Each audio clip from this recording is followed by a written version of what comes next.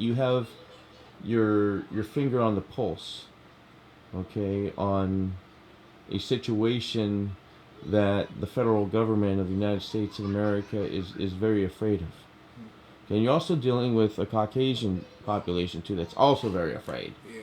Okay, they keep on talking about Eric Garner, him being, you know, it wasn't a racial issue. It was just that he was a big black guy. Okay, and then you have another the well here with Michael Brown, that Darren Wilson said that he saw a demon, and so He felt like a little kid and thought he was like the Hulk. exactly, okay, and so, I mean, there's this fear that is a hidden fear. They're not going to come out and say it, but they're scared. And I have felt it myself. When I start talking to police officers, right away they clam up. They don't want to talk about, this. It's almost like daddy the child molester. We gotta hide. I mean, it's not all police officers that's like that. I mean, No, definitely not. as I like when I began doing my poetry and I started handing out, and I made Captain Ron Johnson cry on CNN. He was like, "Please pass it out to every police officer you see." I was like, I was gonna do it regardless. So I Well, started. I want to hear that one that you told after this. But tell us your story. I actually don't know that one by heart. It might be in my bag, but it's called "To the Police Officers Who Really Care." Okay.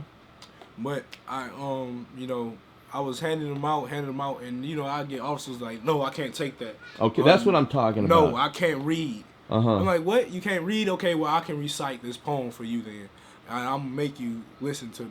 And then I go up on another car, and I remember one time. You were doing this. You were confronting the officers. Yeah, I got it. It's on different people's stuff, different reporters. Mm-hmm. But I mean, like, I'm handing them out, and I go to this lady car, and it's a black woman, and she waits at least a minute before she raised her window down.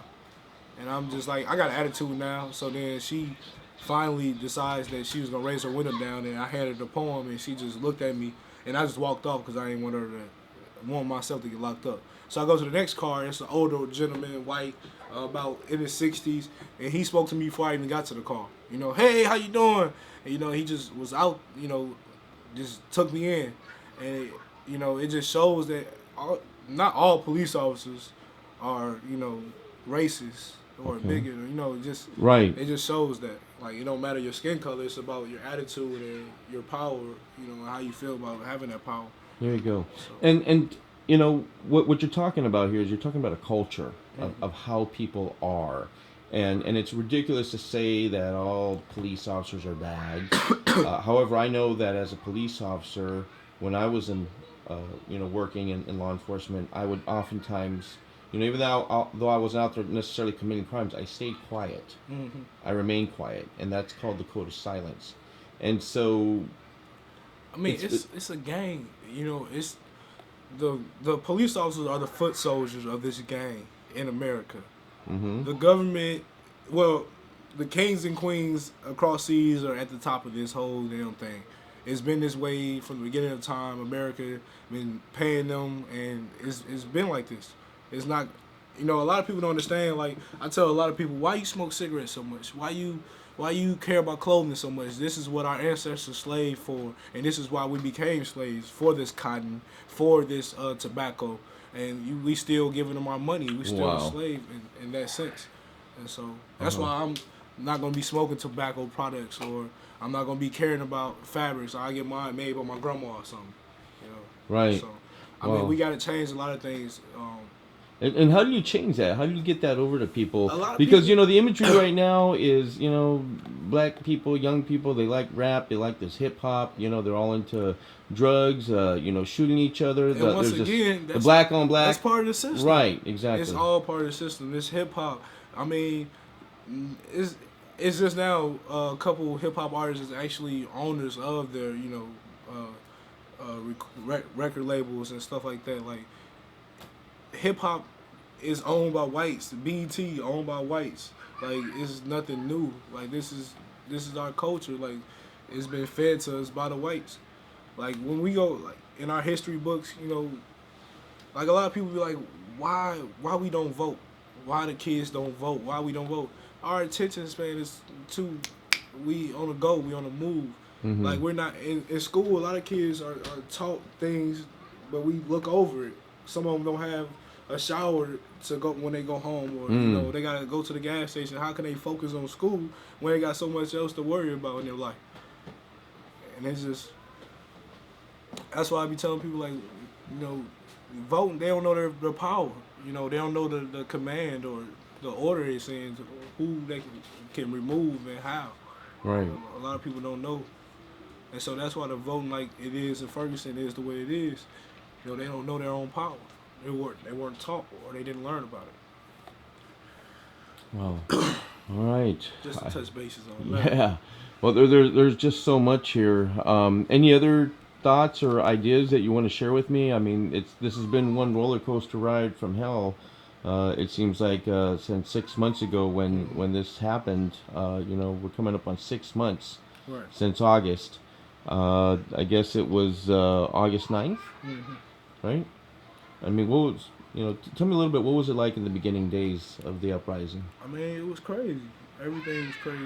I mean, it wasn't even just the city of Ferguson about looting and all that stuff. I mean, it was everywhere.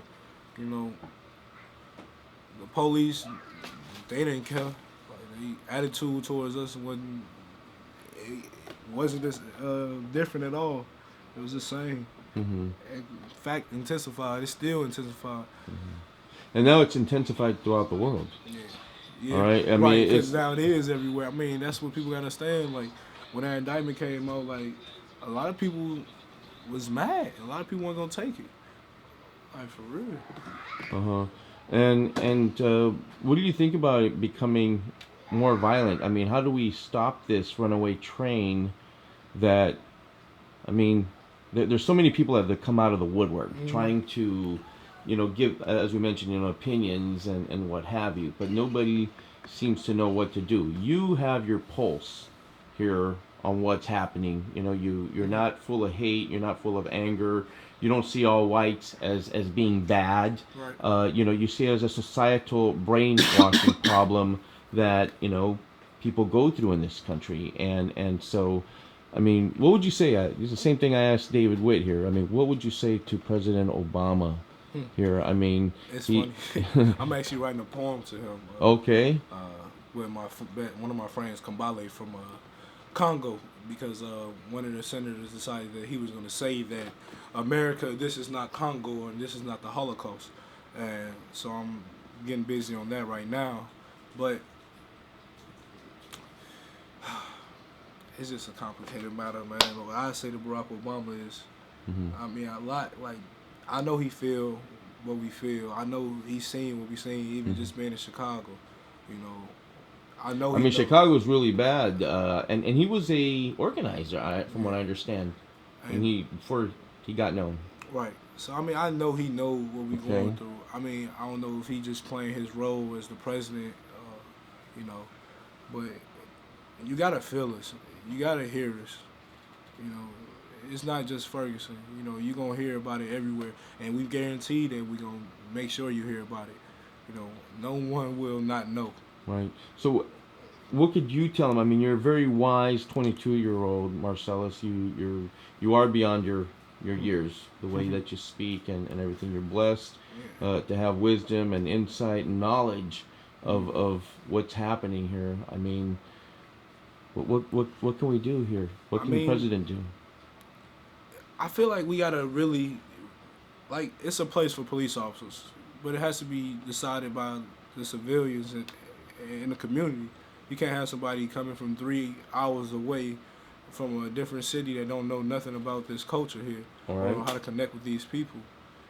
Whether they're black or white, they're still here in this community, and it's raised a certain way. I will also tell them, officers needed just a day where they just put their badges and their guns down and walk the community, go to the park, and do something for the community and the kids. Like, if they really want to make a change, they got to connect with the people here. They can't just be, they're all bad. Look at that little digger. He's going to grow up just like, you don't know nothing about him. Wow. And so what you're talking about there is the culture that exists. There's an arrogant culture within law enforcement that they're better, that they know more, and it's a very, not all of them, but many are extremely condescending. They'll look at you and right away they racial profile you. You're a drug dealer. You're a scumbag. All these things that go through their mind. I mean, I've always talked about changing the culture because I know that I was brainwashed that way to think that I was superior. And I know that not everybody was like that. There's some very good police officers, people that I know that were very humbling individuals, yet some of them, they went on to also become, monsters.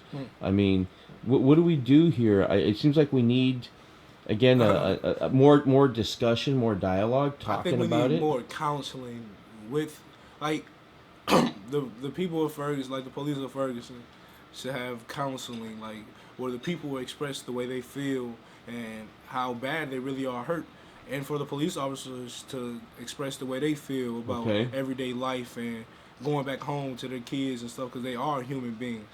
You know? But like you mentioned though about Darren Wilson, that there was this generational of anger and hatred that was handed down by the families. Right. Okay, especially in an area such as Missouri. Missouri, my understanding, was the last state in the Union To free the slaves. to free the slaves.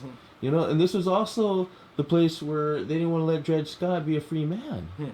I mean, and so Missouri has a problem. Missouri is very much, as I say, ass backwards in time. Right. And they have not been as progressive. Granted, it's not just Missouri; it's all over the place, even in L.A. Right. But here, especially, there seems to be a really bad segment of whites. The KKK has come out in full force. Now they're popping up in Michigan.